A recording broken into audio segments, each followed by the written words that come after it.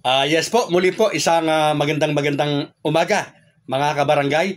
Follow up na naman po ito doon po sa content ko na sinasabi ko po na baka magbago ang isip ng ating Pangulo para hindi na po niya lagdaan ang term setting bill na ito at hahayaan na lamang po na maglapse in tulo or maaring ibeto. At sinabi ko po yung mga dahilan, isa na nga po dito yung 4 billion pesos na kakailanganin kung sakaling ma-postpone ang halalan. So, magsasayang tayo ng 4 billion. At yung isa naman po, yung sinasabi po ng ating Pangulo na hindi daw kaya o parang hindi nakahanda ang COMELEC. At ganoon din po, sinasabi din po ng Pangulo na hindi dapat magkaroon ng sagabal sa BARM election na dapat ay matuloy dahil napakalaking halaga nito para sa peace process na totoo naman po. Nasasagot din po ng content na ito through clippings at may mga personalidad po na magsasabing tama po yung ating sinasabi. Ang mapapanood po ninyo mga kabarangay ay ang panayam po ng registration DWIC sa tagapagsalita po ng COMELEC na si COMELEC spokesperson John Rex Laudianco. Pakinggan po natin mga kabarangay ang kanyang mga tugon sa panayam ng registration DWIC. Sa kabilang linya po natin ang tagapagsalita po ng COMELEC, si Attorney John Rex Laudianco. Magandang tanghali po, Attorney Laudianco. Welcome po muli sa DWIC Aliw Channel 23.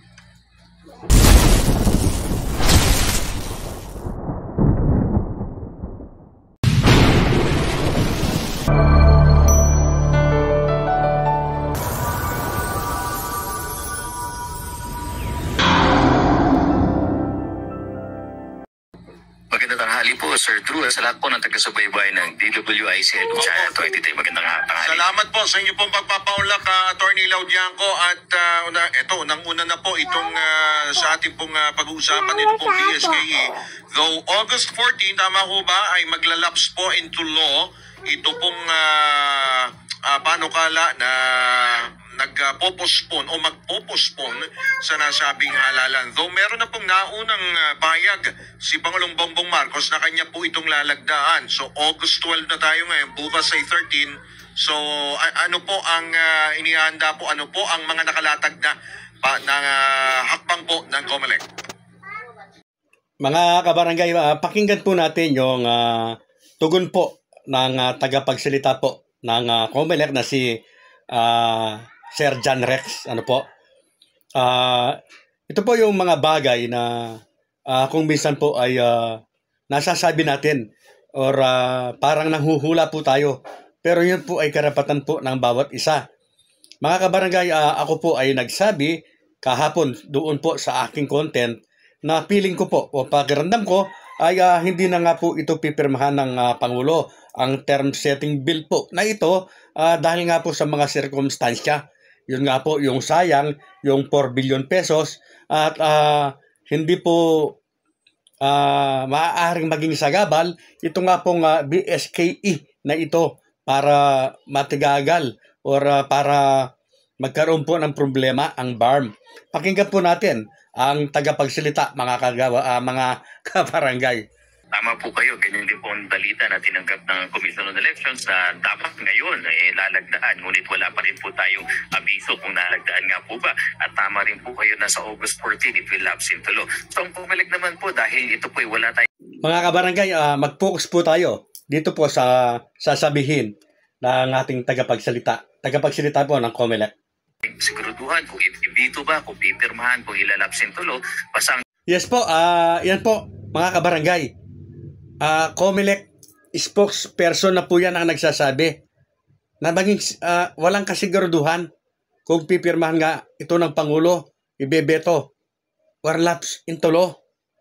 Wala kaya tayong karapatan na magsabi din ng ating saloobin sa mangyayari? Ako po kasi talagang naisip ko rin po At sa aking paniniwala ay hindi nga po ito pipirmahan ng Pangulo. Sila po, COMELEC na mismo. Duda pa rin sa anuman ang kung ano ang mangyayari. Hindi pa rin po sila sigurado na ito nga ipipirmahan ng Pangulo. At may posibilidad pa rin po na ito po ay ibeto ng Pangulo. Yes po, may posibilidad pa. Posible pa po. Pakinggan natin. COMELEC po, tuloy-tuloy po tayo sa paghahanda. Siguro po may tatanong nyo, bakit? Dahil kung hindi pirmahan at ito ibito, Malinaw na malinaw po sa pahayag ng tagapagsalita po ng COMELEC. Kahit po sa napakaliit na lamang na panahon o araw, ay posible pa rin po, may posibilidad pa rin po talaga na ito ay ibeto ng Pangulo. handa po ang Commission on Election. Kung sakali naman po mag-lapse into law, kaya po ay mapirmahan na ating Pangulo, di sasabihin ito'y ganap na batas na. Ngunit meron din po kasi mga advocacy groups at meron na rin po isang abogado na handang-handa daw po iakyat sa Korte Suprema at questionin ang legalidad at constitutionality ng batas na to. E paano po mag-issue po ang ating Supreme Court ng Garo? Mahirap naman po na hindi kami masunod. So kami po sa COMELEC, tuloy lamang po ang paghahanda sa BSK. And speaking of tuloy ang paghahanda, ang COMELEC po, tama ho ba? Ang hinihiling ay, correct me if I'm wrong, Attorney Laudiaco, almost or more than 4 billion pesos additional budget po? Tama po kayo, no? Kasi nga po, ito pong nakaraan na registration natin in a 10-day period, nakapagdagdag po tayo ng 2,727,000. More than 100% po na increase dun sa projected namin na 1 million. Ganyang karami po naging interesado magparehistro. At dahil po dumadami ang ating mga botante, kailangan po namin magdagdag ng mga presinto. At kada dagdag ng presinto po ay panibagong mga i-employodohan natin ng mga teachers, mga electoral boards. Ganyan po ang costing po natin. Siyempre, babayaran namin honoraria bukod pa doon sa mga supplies and materials. Yes. Kaya nga po kami po ay kakatok na paghingi ng dagdag na po. Additional cost yan, di ba? Napakalaki po ng 4 na bilyon, mga kabarangay. Pwede na pong magpagawa ng mga kalsada. Pwede na pong magpagawa ng mga daycare center, ng mga eskwelahan. So, ang Pangulo po ay nag-iisip kung ano yung maaari pa niyang magawa para umunlad ang ating bansa. Kaya nasabi ko na maaari po na ikonsidera ng Pangulo ang gastos na yan na masasayang kung mapopospon ang halalan. Isa po yan sa aking iniisip na maaaring magpabago po sa ating Pangulo para hindi na po pirmahan ang bill na yan. Pero, Attorney, gaano na ho ba kalaki? I mean, gaano na tayo kahanda sa BSKE? Ilang porsyento na po ba yung ating pong preparations? Malapit na ho ba tayo sa 100% or 90 or 80?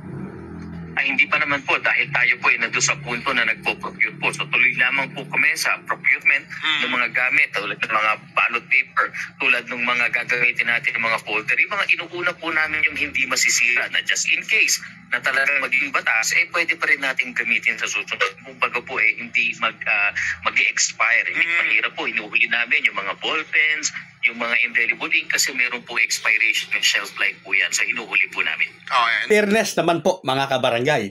Nadigdig naman po natin na nag-iingat po ang COMELEC sa paggastos. Dahil kinokonsidera din naman po nila mga kabarangay na baka mapospon nga ang halalan. So, naninimbangan din lang sila mga kabarangay. Pinaghahandaan po kung matutuloy at nakahanda rin po sila kung hindi. Of course, dahil yung pinag-ugatan nga po ng pagpapaliban o yung panukala ni pagpaliban po yung BSKE ay ito pong BARM elections na ang binabanggit po ni Pangulong Marcos ay hindi po dapat mabalam dahil nakasalalay po rito yung sinasabi nga ni Pangulong Marcos yung peace process po dyan po sa bahagi po ng Mindanao. Kumusta na po ba yun, Attorney Laudiaco? Ay handang-handa po tayo dito, no? Sa kasalukuyan nga po ako ay nasa Cotabato City dahil po kakausapin natin ang ating mga kapatid sa media dito para siguraduhin na full coverage, magandang coverage natin for transparency. Itong buwan na rin po ito, mag-i-implementa na tayo ng balota. Handa na po ang sistema, na-test na, nagkaroon na ng mga elections, nagkaroon ng field test. So ito po ay napakataas na ng bahagda na ready na po COMELEC. Tuloy na tuloy. So assurance po natin dito sa ating Bangkamoro, tuloy ang inyong parliamentary elections sa October 30. Napakalinaw po mga kabarangay ng pahayag ng tagapagsalita po ng COMELEC na handang-handa po sila. Wala po, hindi po sila kakakitaan na talagang hindi po nila kaya na itong halos magkasabay na halalang ito, ang BSKE at ang BARM. Maliwanag po na sinabi niyang handang-handa na at tuloy na mga kabarangay. Wala po silang sinabi na nahihirapan nga sila at maaaring maging sagabal itong BSKE dito po sa BARM election. Mga kabarangay, yan po ang mga dahilan na dinadahilan po o sinasabing dahilan ng ating Pangulo para lagdaan niya nga po ang term setting bill. Pero kagaya po ng aking nasabi, ay baka hindi po ito lagdaan ng Pangulo dahil pwedeng magbago ang kanyang isip. Pwede pong makita niya o mapatunayan sa kanyang sarili na sayang yung dagdag gastos na 4 na bilyon kung ipopospon ang halalan. At maaaring maisip at makita na din ng Pangulo excuse me po, na hindi po magiging hadlang ang BSKE na ito sa BARM election. Sakali naman po na ito po ay lagdaan ng Pangulo, nasa kanya po yan, mga kabarangay. Dahil siya talaga ang magdidesisyon kung pipirmahan ba, ibebeto, or ito ay maglalaps into law. Antabayanan po natin ang mga susunod na mangyayari pa, mga kabarangay, at ilang araw na lamang naman ang hinihintay natin. August 13 na po ngayon, bukas po 14, susunod na araw po 15, laps into law na. So, antabayanan po natin, mga kabarangay, ang magiging pasya ng Pangulo. Coiners Ring.